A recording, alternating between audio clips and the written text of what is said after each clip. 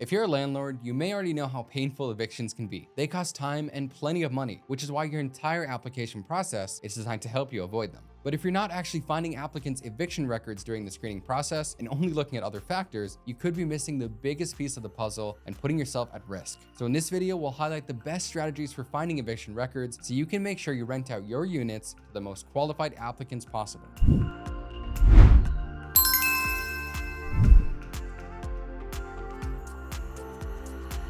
First, let's take a closer look at why searching for eviction records in the first place is a good idea. There are two main reasons for doing this that I want to highlight for you right now. Now, the biggest reason that you want to do this is that you're going to protect yourself and your bottom line. It's not unreasonable for you to expect a tenant with an eviction history to do the same thing again. Since evictions can be extremely expensive, that's probably not a risk you're willing to take. One of the cool things about eviction records though, and believe me, there's not a lot, is that you can typically see the reason for an eviction in the court documents. This can help you verify that an applicant's explanation for their eviction is true and take proper measures to protect yourself if you do go ahead with the application process.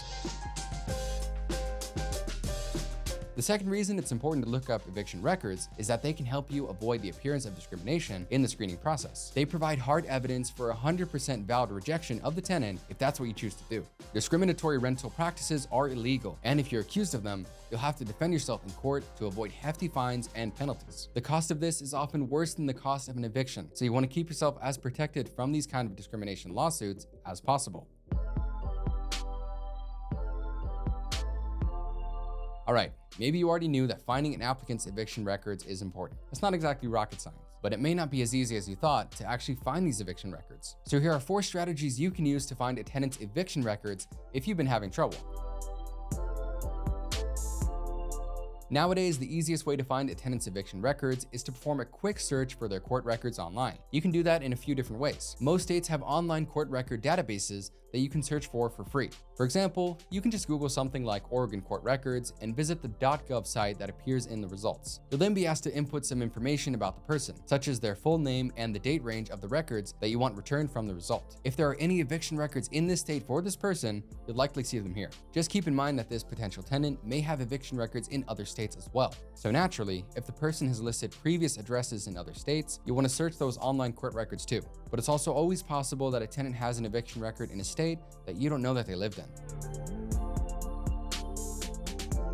Okay, so looking up a tenant's records online is probably the easiest way to figure out their eviction history, but it could also make sense for you to hire a third party so you don't have to comb through all these records yourself. In the past, this might have meant hiring an individual to do the work for you, but today, there are tons of dedicated online services and softwares that will help landlords find court documents and eviction records. Now, these are usually pretty easy to use. You just pay the fee, which is typically around $30 or less, and then input the tenant's information. It may take several minutes, but you'll receive national records for the person's eviction history, so you can have 100% confidence that you know everything that you should know before renting out to this person.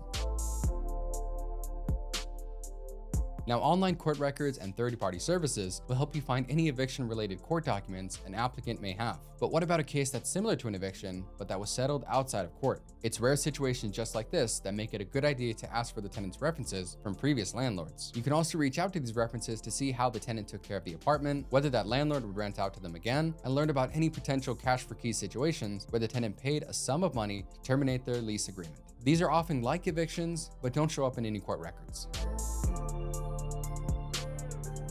Finally, one last thing you can do is conduct an in-person search for a tenant's records, but this is probably a step too far for most landlords. With an in-person search, you basically go to the courthouse in your district and request any documents related to the applicant's previous eviction proceedings. Now, you may have to pay a fee for this, but you'll often get more information than you would have from an online search, which can be useful in special circumstances. But honestly, you probably won't ever have to do this unless your state's online system for searching through court records is down for some reason.